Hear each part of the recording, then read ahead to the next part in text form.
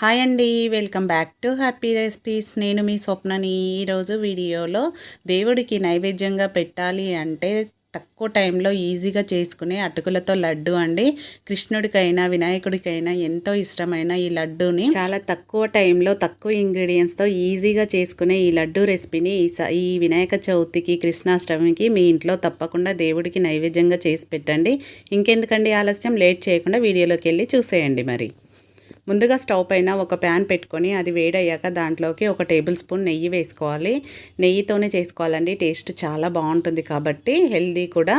ఒక table spoon నెయ్యి వేసుకున్నాక అది వేడయ్యాక ఒక కప్పు అటుకులు తీసుకుంటున్నాను.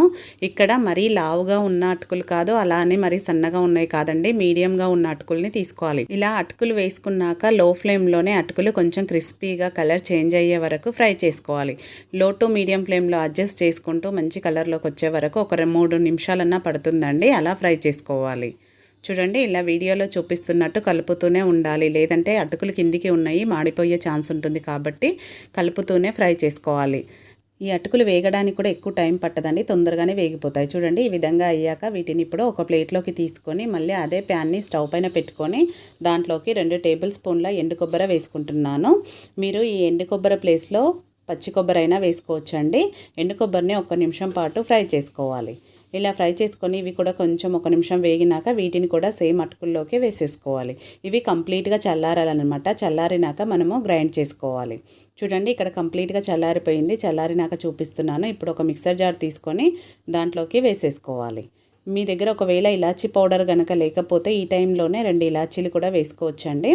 ఇప్పుడు వీటిని మెత్తగా గ్రైండ్ చేసుకోవాలి. కొంచెం కోర్సుగా ఉన్నా పర్వాలేదండి, కాకపోతే మీకు లడ్డు అనేది పళ్ళకు తగలకుండా మెత్తగా ఉండాలి అంటే మెత్తగా చేసుకోండి.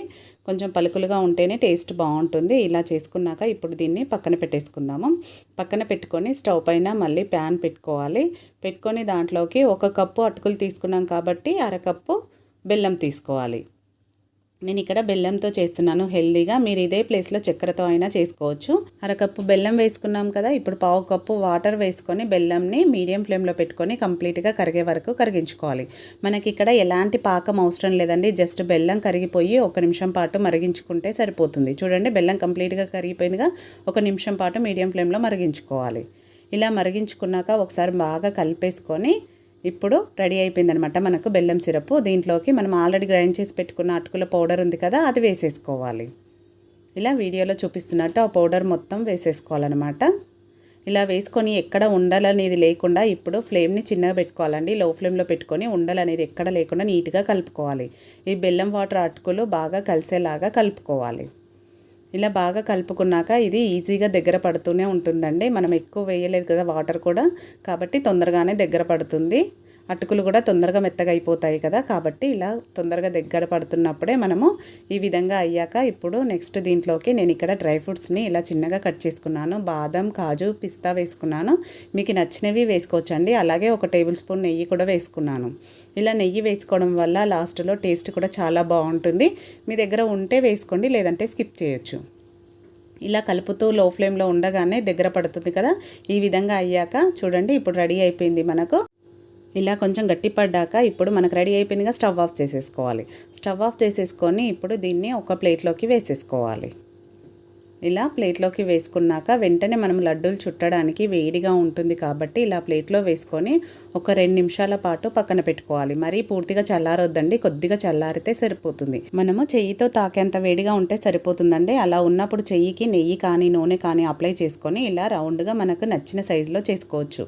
మీరు చిన్నగా కావాలంటే చిన్నగా చేసుకోవచ్చు, లేదు కొంచెం పెద్ద సైజులో కావాలంటే పెద్దగా చేయొచ్చు. నేనైతే ఇక్కడ కొంచెం చిన్నగానే చేసుకుంటున్నాను. ఇలా ఒక్కొక్కటిగా చేసుకొని ప్లేట్లోకి పెట్టేసుకోవాలి. ఇలా అన్ని మిగతావి కూడా ఒక్కొక్కటిగా లడ్డూలు చేసుకోవడమే.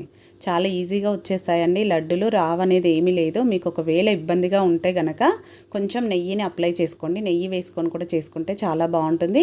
ఇవి మనం ఒకసారి చేసి పెట్టుకుంటే వారం రోజుల వరకు కూడా నిల్వ ఉంటాయి. చాలా బాగుంటాయి. పిల్లలకు రోజుకొకటి ఇచ్చినా చాలా హెల్దీ.